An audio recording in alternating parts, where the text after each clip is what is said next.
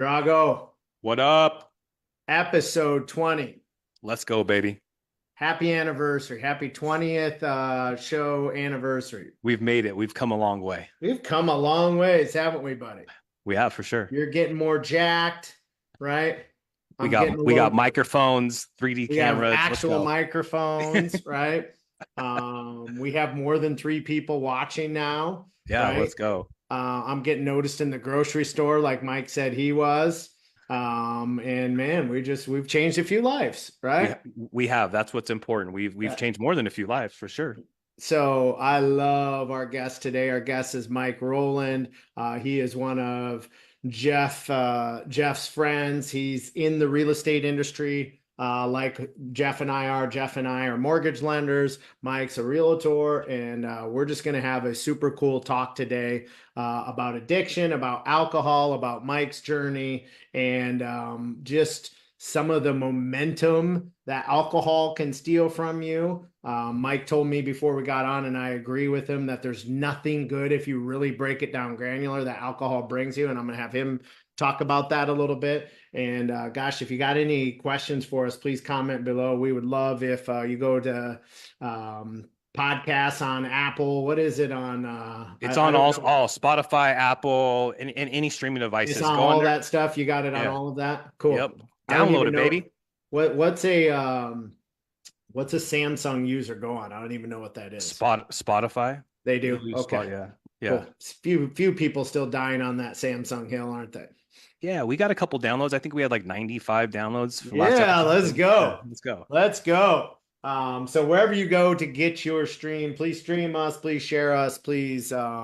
If you know somebody struggling, Jeff and I just want to help people. We hit our rock bottoms. I'll share mine. Jeff will share his, and I'd love Mike to share his and get him started on his journey. Mine was January 18th, 2010, 8 years since my dad had passed away. I had lost my mortgage company. I had $330,000 of debt. I had a girlfriend living with me at the time that stole $50,000 from forging my name on a credit card and using it to fund her relationship with another guy. So I was She was living paying. the good life. She I was was living the good life. some dude was living the good life on my forged credit card, right? And she was hooking up with him and not me. So that's a lot of fun, right? I had $190,000 stolen by a business partner. He took off to Hawaii, and I had $330,000 of debt, a failed business, partying all the time, cocaine, alcohol, masking the problems that I had with success outwards. It looked really nice, right? The bottle service, the strip clubs,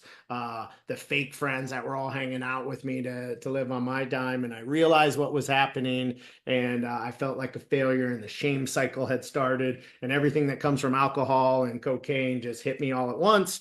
Tried to take my life that night. Fortunately, my bulldog kind of intervened and snapped me out of it. I flushed away the drugs. I went and got help, and I am 14 years clean, almost to the day. So Let's um, go. that, that is my story. What's yours, Drago? Hey, dude, September 12th, 2018. I'm coming up on 6 years, man. Almost killed myself in front of my kids. Was a horrible, horrible, horrible opioid addict. Did massive amounts of drugs for many, many years. Lied, still cheated, and just couldn't figure it out. So by the grace of God or my higher power, like we kind of figured it out there.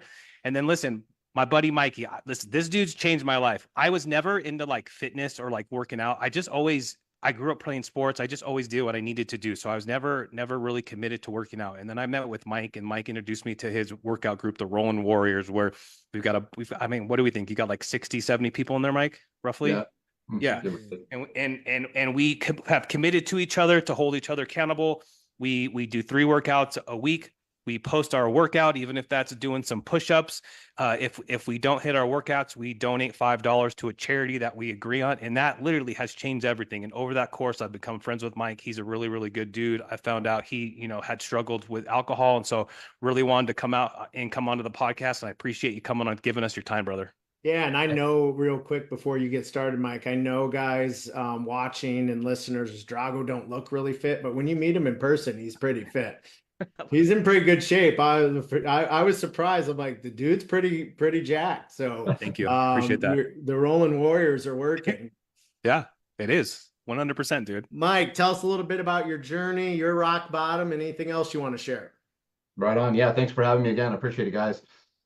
So I guess I had multiple like rock bottoms. I wasn't into like really so much hard drugs. It was just more like alcohol. And it just got to a point where I kept trying to quit. And then you'd go a week, you'd go a month, and then you think you trick yourself, like, I think I've got this under control. I'm sure we've all had Yeah. those conversations in our head, and it's Yep. just, it's over and over again. And at a certain point, I think I was just sick of being sick, and it was costing me just consistency. It was hurting my relationships, my friends. Like, I could go on and on about just what kind of a dirtbag I was unintentionally. I didn't know it at the time. I look back, I'm like, man, I sucked. Yeah. But it was the alcohol, and it was just, that was at the forefront, and everything else came secondary, and it got in the way. And it's funny, because we're all talking about the struggles that we had in our rock bottoms, and yet we were all, I think, I see this a lot too. It's rampant in our industry where there's still a level of success that comes along with it. You would think that people with these addiction issues are like lying in a gutter somewhere. That's not the case. Yeah. A lot of Function these addict. a lot of these people are high performing individuals. They just need that rush because that's what gets them off, right? But that doesn't mean that they're living, that they're having fun doing it. Just because they're successful doesn't mean that they're doing everything right. And so for me, again, it interfered a lot with my marriage, which was my number one priority. It got in the way of business as well. We talked about that as well, where I was just, tying one on the weekend. My phone would ring, I'd let it go to voicemail, and it ended up being a multi-million-dollar buyer. And then get him back the next day or the following day, and he was long gone. He found an agent to help him. So I got sick of that, obviously. And then going back to the fitness thing, like, I played football pretty much in college, and I was used to being like active and eating a lot too, because I was a D lineman. But then, when I got out of the football game, I continued those eating habits, but not so much the physical ones. And I would balloon up, and especially with the drinking and everything else. And it would catapult my ability to be consistent in the it would literally, I'm sorry, it would ruin the ability for me to be consistent in the gym. So like I would Yeah. be going to the gym, trying to, pick those habits up where I had in college. And I, again, get drunk on a weekend, and it would ruin 3 or 4 days. And then again, like in your head too, you're like, I just lost 3 or 4 days. What's the point? I gained all the weight back, or I look like crap from the past 2 weeks. What's the point? And so I ballooned up to 350 pounds. I was miserable. Holy schmoly. What do you weigh now? Right now I'm 280, but like I get down to like 260, 255, about 7, 8% body Yeah. fat. Listen, 280. He looks like a WWE wrestler. I've seen this dude with the shirt off. So what'd you play at? Defensive end, I went to Fresno State, Uh, and then I transferred to UNLV. I'm from Vegas. I was just homesick, and I jacked my knee up, and that was that. what weight did you play at though? Oh, I was around like 280, probably where I'm at now, but like Yeah. different body composition completely. Yeah. Wow. Cool. Yeah. So I love what you said before you got on. I want to talk a little bit about this. And that's the key to momentum, right? And then I want to loop back in what is the shame cycle, because Drago and I talk a lot about that, right? And you can have shame in anything. Like you can have shame in pornography, you can have shame in not working out, right? You can have shame in your diet. This isn't just about addictions, because we all have different addictions, different habits, right? But alcohol, I found to be the number one thief of joy and of momentum, right? So just talk about that a little bit, how that came up in your life. And you kind of hit it initially like, hey, that's the truth, right? You work out hard, you bust your ass, you have to, because you drank and ate the pizza and had the Big Mac on the weekend. And then you get all those momentum, and it takes away your recovery, right? And really it takes away any muscle growth or anything good that you did those other 3 or 4 days. So just talk about how that showed up in your life a little bit. Yeah, so I lived in, before I got into real estate about 9 years ago, from Vegas, bigger guy. I was in the nightclub industry. I was, working the door as a bouncer, ended up wanting to make more money. So I like finessed my way behind the bar. I was a huge, big ass bartender, but that's where the money Nice. was. And of course, along with that culture, like there's drinks, there's party and everything else. So like, you can even just say, forget about that. Let's just say Vegas, living in Vegas, the culture of Vegas is like, let's get fucked up. Let's get, let's drink. Yeah. And, obviously when you're just around everybody that's just constantly just getting inebriated, you think this is just normal and this is just the way of life. And I believe that's the biggest issue with alcohol compared to like the harder drugs. For whatever reason, people, if I'm sure you've read this before, but like alcohol is the one drug, if you don't do it, people think you have a problem. Like if I say, no, I don't do coke, they don't feel like you got a problem or something. Like they don't, it Yeah. doesn't work like that. But with Yeah. alcohol, you say, no, I'm okay. I don't drink. Like, oh, is there an issue? Like, no, I just choose not to have, voluntarily drink poison. Cause that's what, if you strip it down, like that's what alcohol is. It's just poison. And then society, Western society in particular, because if you go to the Middle East, they don't play that shit. They don't really drink at all there. It's a Western society thing where we glamorize and we bring up alcohol. We make it so cool and trendy that if you don't do it, like what's wrong with you? And we really need to change that narrative. Mm. And I see it kind of changing. The younger generation, it seems like they're trying to be more health conscious. But yeah, just like cigarettes were 20 years ago, where they were super cool. Now, like if you smoke, you're weird. I feel like that needs to happen with alcohol, and slowly it will. But Yeah. Do you Yeah. think like coming up in Vegas, like it was like, and so like my wife's born and raised here too. It seems like drinking is just something that's socially acceptable. And I kind of just connected with you on that because like when I was coming up, like my parents were like hippies, right? They smoked pot all the time. They were always smoking pot. It was like we'd hang out and they're always drinking and smoking pot. So I feel like subconsciously when I started to kind of get into to drugs, I was just like I didn't even think twice about it. It was just something that was like done. So do you think like coming up and living in Vegas, like you didn't like you're doing it because everybody else is doing it? Do you think that kind of like led you into like just that downward spiral of like just getting super crazy drunk all the time or yeah, it's a slippery slope. You don't realize it. yeah. And a bigger guy too, like I developed a bit of a tolerance. Like I'd have to, Oh you bro, know, you probably drinking like Andre the Giant, bro. for sure. Yeah, dude. Like that's what it was. Like drinking a handle, no problem. It was a point of pride for me. Reality was like, dude, this would kill a normal sized person. But Yeah. yeah, man. Again, it was a culture thing. Being in Vegas, and also add to the fact I'm in the nightlife industry. I Yeah. just thought it was normal that we would just get blackout drunk literally every single night. And then when I was removed and I got into real estate, it kind of fell into it by accident. I realized, and don't get me wrong, there's tons of alcoholics and party animals in real estate, but like you're working a traditional like out I'm not working graveyard shifts, Yeah. and I'm not Yeah. in the art scene. So that Yeah. changed. It allowed me to kind of get out of it and to really shift my focus, my friends group and everything else, and that allowed me to kind of just focus on business and getting healthy and everything else, and alcohol just became kind of like a non-factor for me. Got What it. were Go ahead. Sorry. what were some of the things that you noticed being robbed? Like you said, it took my momentum, and when you strip alcohol down, it there's nothing positive when you really strip it down to the core. So strip it down to the core for us. And how are you seeing things show up besides the loss of clients on a Friday night? Like you mentioned in your marriage, just go a little deeper on that. Yeah, I mean, just in general, like the numbing of alcohol, that is a benefit in a lot of people, how it numbs you. Like, that's not a good thing. Like, I want to feel. And sometimes the feelings are uncomfortable. If me and my wife are fighting, or I'm stressed out because my kid, who's 2, is just like on one, or like, my business is crumbling, you name it. Like, I need to feel that. Yeah. That's a regulator. That's an emotion for us to understand. Like, okay, maybe we need to course correct. Maybe we need to do something to change. And if you just numb yourself just to get through it, like nothing changes. That issue that you're constantly having with your wife doesn't change. Your kid's crying because you're ignoring them doesn't change because you're numb. Like you need to acknowledge this and you need to take it head on.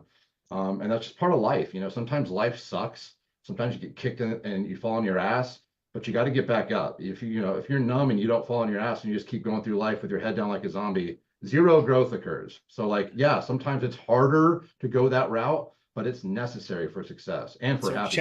check it out, right? Because this is the truth. This is so freaking true, right? I told you my rock bottom, right? The truth was my rock bottom hit because I kept numbing myself, because I kept burying my head in the sand, because I wouldn't kick the girl out of the place, get on a budget, look at how far behind I was, look at my partnership. I kept numbing things to not deal with the problems, right? That's how I got $330,000 in debt. Now, this isn't meant to brag or impress anybody. It's meant to impress upon you of what Mike just said is the truth, right? Yeah. Because guess what happened when I stopped numbing myself, got help, looked at my problems, all within 90 days, right? My wife showed up. My Christianity came back, right? I found coaching, right? And that $330,000 disappeared. I own 10 million in real estate now. I have well over 7 million in the stock market. None of that happens if I would have kept numbing myself, if I wouldn't have made changes in myself. And the most painful things in your life lead to growth if you confront them, work on them, and grow. That's Well, amazing. in recovery, we say you got to live life on life's terms, right? Which is crazy, Mike, because the fact that you had enough, I had, like, everybody's different in their journey, right? Like, I had to go to recovery, I had to go to NA to learn these skills. So it trips me out that, like, you had enough self-conscience to be able to be like, yo, this isn't working, man. I got to figure this out. Cause I had to have somebody that was sober for many, many years teach that to me, because I could never figure that out. So kudos to you on that one for sure. Thanks, brother. Yeah.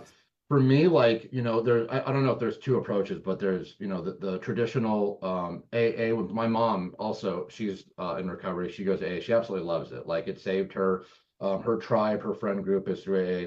That is something that I considered, when I was at, like, a darker point. But at first, I just wanted to educate myself on, like, what's going on? Why am I, like, going to every time? Why am I drinking? So, like, there's one author in particular. His name's Craig Beck. He's got a handful of books. He's actually like a hypnotist in a way. So he reprograms people's brains. But there's two books in particular: Escaping the Evil Clown and Alcohol Lied to Me. Both of those books, I was reading, like, when I was coming down on one. I was like, I'm done drinking, and they just stuck. Like, the perspective shift was so massive. Wow. And his version is simply, as far as AA, and again, I'm not in Alcoholics Anonymous, so I don't really know, but it's my understanding that, like, you basically accept that you're powerless over whatever it is that you're. Correct. Yeah.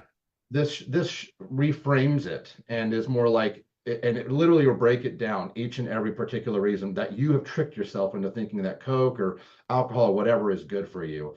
And if you really look into it, you realize that no, it's not. And that's why he says escaping the evil clown. The evil clown is alcoholism that you think that you're having fun with, but if you really look into it, like, it's all bullshit. None of this stuff is the numbing part. Like, yeah, that's cool. No, it's not. You need to feel that pain. Yeah. Or if you think about, like, the flavors, like, you can do a non-alcoholic drink. Like, if you really think about what alcohol is, like, the component, like, it's pure poison. Like, if you drink just regular straight out, like a shot of regular distilled alcohol, you will die. Yeah. And we're over here we're knocking them back, partying. Like, it makes no sense. So if you actually break down every single thing that you think you enjoy about alcohol, whatever your vice is, you start to become repulsed by it. So it's like, we have alcohol in my refrigerator. Like, we have employees and for employee parties or whatever, they're drinking, they're having fun. I don't care. It doesn't bother me in the slightest, because to me, it's just gross. It's like a food that I don't like. I don't care for it. So that particular approach works for me. How did you get from going out, going on benders, drinking, partying all the time, to being repulsed by it? What were those kind of key moments, those milestones that you went through? The perspective shift was reading those books, educating myself. A lot of it, like, I still had that physical, like, draw to it, but, like, as far as detaching the want and desire mentally up there was the biggest step. There's also YouTube videos I was watching, like, for about, I'd say, 48 hours, man. I went down a rabbit hole with this shit of, like, why do I think alcohol is awesome for me? And then we're picking apart why it's not, why it sucks. So doing that, and then just when I got sober and I was feeling normal, because that part sucks too, right? The couple of days, weeks, when you're recovering, you're like, God, I just want to drink, or I just want to, whatever it is. But if you can get past it, usually for me, I say 30 days, you get to that point where you're a little bit more clear-headed. Just stay the course. And then whatever your vice was, you need to replace it with something. And then for me, it was, I just really submerged myself in my business and fitness. Like, I'm an addict, but for positive, not for, like, this negative shit anymore. That's awesome. It's so cool. Like, everything we've talked about for 20 weeks, Jeff, how people show up, and pretty much we all kind of say the same thing, right? I keep saying, Mike, hey, when I was going through recovery, I needed 4 things. Mine was my faith, right? I needed to get good with God again. Then it was fitness. I had to replace all the partying and poison I was doing with good and fitness and discipline, right? And white space in my calendar used to equal white things up my nose. So I needed to replace the white things in my calendar with barbells, not 8 balls, right? So that was the second thing, was the fitness, right? The third thing was fellowship. I needed a friends community that supported my new lifestyle. And candidly, the ones I were hanging with, most of them had to go away. There's a couple of them still around. And the truth was I was leading them into a bad place. You just said the same, right? And then the fourth thing was I needed to figure out how to have fun again in those environments I used to be in without the drugs, without the alcohol. Now I've learned to reintroduce the alcohol and that I can drink and have fun and stay away from it, but that took me a long time to get back to that. Mike, did you have to like like with your friends and being in the nightlife, and I'm sure you connected with a lot of people. Did you have to like reconnect and make new friends, or you just the way that you thought after like reading those books, you're like, just I'm good? Because like for me, I had to like burn drug dealers. I had to like get new phones for me to just not stop. But that's my story. But like I'm curious, did you have to kind of like just reintroduce your friends into your lifestyle? Yeah, I mean, I did the same. Like, there's, our wedding photos of like my groomsmen, and I don't talk to three of them anymore, really. And it was just because, like, and I love them, I wish them well. I want them to eat as well, just not at my table. And so that's like they're gonna have their own journey, and I've got mine. Yeah. I made it pretty clear as well. I'm like, hey, like what you're doing, like it's fine if that's the life you want to live, but it's dragging me down. Like every time I hang out with one, he'd have a handle, and it's like, and I'm trying to get clean. He doesn't realize it, whatever. I'm telling him, hey man, like really trying to, can we just like not drink? And then of course he's got like a thing in his back pocket. He's just shooting him. It got to the point where it's just very self-destructive. So unfortunately, yeah, you have to, and it is selfish in a way, but you're preserving your life and you're trying to save it. So yeah, sometimes you've got to say goodbye. Maybe you'll reconnect later down the line. Yeah. Hopefully you set the example, right? So then they can see, oh shit, like, they got their stuff together. Maybe I should too. But Yeah, still Yeah. my, Good. yeah, like you have to love and take care of yourself and be selfish in that before you can take care of anybody else, right? Yeah. And that's the best thing is to come full circle and aspire. And those two people that I still can hang out with, still be brothers with. The truth was I was that bad influence in their life and they wanted to get better and they needed to see me do it before they gave themselves permission to do it themselves. Mhm. Yeah, That's awesome, dude. Did you have to like with your so like for me, like I pretty much almost lost my wife, right? Like she gave me an ultimatum, like you got to figure this out or I'm bouncing. Cause like for my wife's like, strong, independent woman. She don't need me. She can go do her own stuff. You know what I'm saying? So did you have to like did you make a choice like with like running into problems with like your marriage and where your wife's like, just dude, you got to figure this out or I'm out? so she's very patient, but you could see it, and It was coming. it was. It's like slowly, like not really, caring or giving me a shoulder to cry on. It just got to the point where just like you're gonna keep doing this, you're gonna keep saying the same things, and nothing's changing. So she never like threatened me outright, but I could sense it. Like I'm not stupid. I could see when somebody's starting to pull away, and Yeah. every day, every week, it was further and further. I wish I could give you one specific example that I was like, wow. But no, it was just a slow, unhealthy kind of direction that our relationship was going. And then again, since I made the switch, completely navigated back the right way. So Yeah, but that's so crazy that like we're complete opposites. Like I had to like take it down to the end to where my wife's leaving for me to be like, oh shit, I got to wake up and do this. And like you were like we're self-conscious about it, and like we're making it. I feel like you made a choice to make it better. You know what I'm saying? Like initially, I didn't make a choice. I went and did what I needed to do because I didn't want to lose my family and I didn't want to die. You know? How did you replace the fun? I would imagine like, and I agree with you, when you really look at alcohol, are you really having fun? Most time you're filling it in a place that's actually really lonely and desperate, which is a bar, right? Not always. You get those neighborhood bars that can become your best friends, but when you're out going to nightclubs and stuff, it's pretty empty, right? yeah. So how did you teach yourself how to have fun again, right? Was there any sort of higher power that you had to go to? What Tell us a little bit about Roland Warriors because that hits the fitness and the fellowship that I say you need to have. So just kind of talk about those four F's: the faith, the fellowship, the fitness, and the fun. Yeah, I grew up Christian, and definitely still have God. He's big present in my life. I found myself only praying to him when I needed something, which Yeah. was How annoying I must be. You know what I mean? I'm over here like the first time praying in months because we're about to fly, take off on an airplane. Like, please don't let the plane. I'm like, man, he Yeah. ain't listening to you. You know what I mean? Like, where were you the rest of the month or the past couple of months?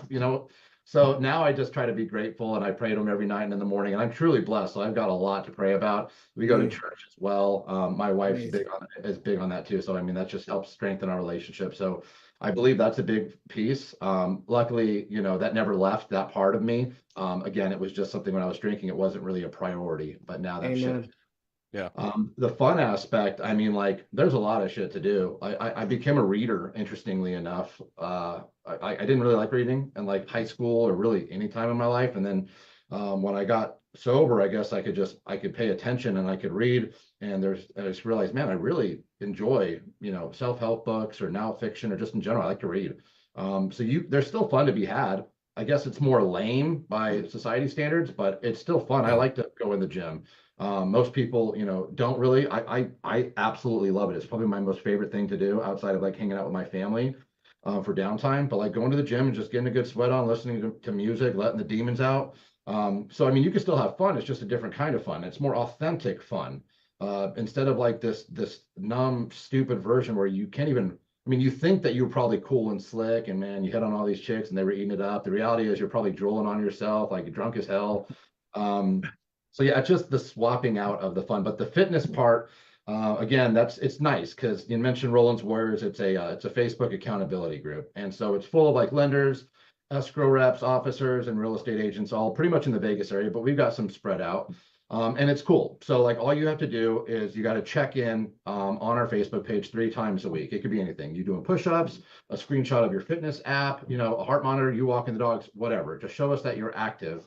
And if you fail to check in, you owe $5 to like a Venmo that we have. It's a shared Venmo, and that goes towards a charity. So we'll do like a 12-week challenge, and then we'll give it to like, a real estate agent's daughter who might be dealing with cancer or something along those lines. We try to do it like local, but it's neat because like, listen, most of the people in this group ain't worried about $5, but it's the accountability piece. You Yep. said you're going to do something when you join this group, and so you got to do it. And what I've noticed is it's changed, and it's also the camaraderie.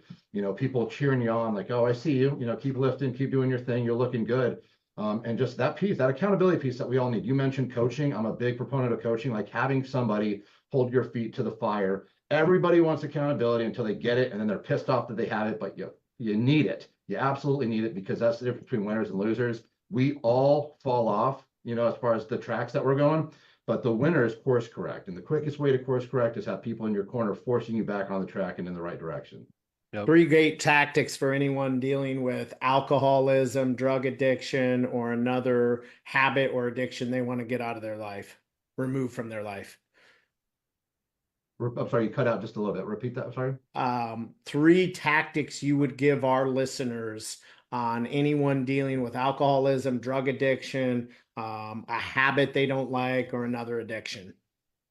First one would be swap out that bad habit with a better one. Mine was the gym, but it could literally be anything.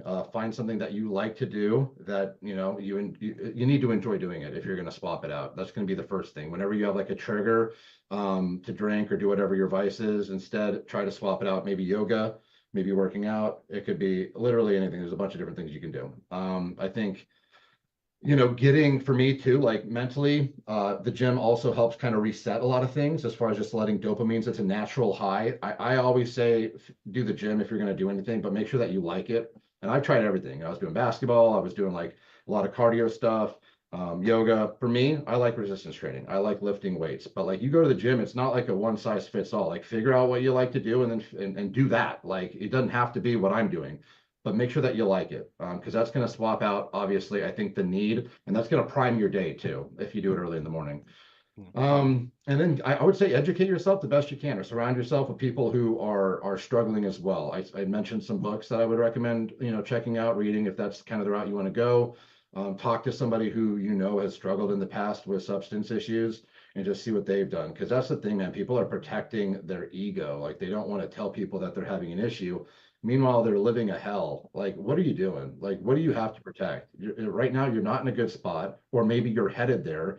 At least have self-awareness to get out of it before it's too late, before you lose everything. And if that means maybe just having that one-on-one conversation with a friend who's been there. That's what it takes, right? It's much better than, being in the gutter penniless, your wife left you.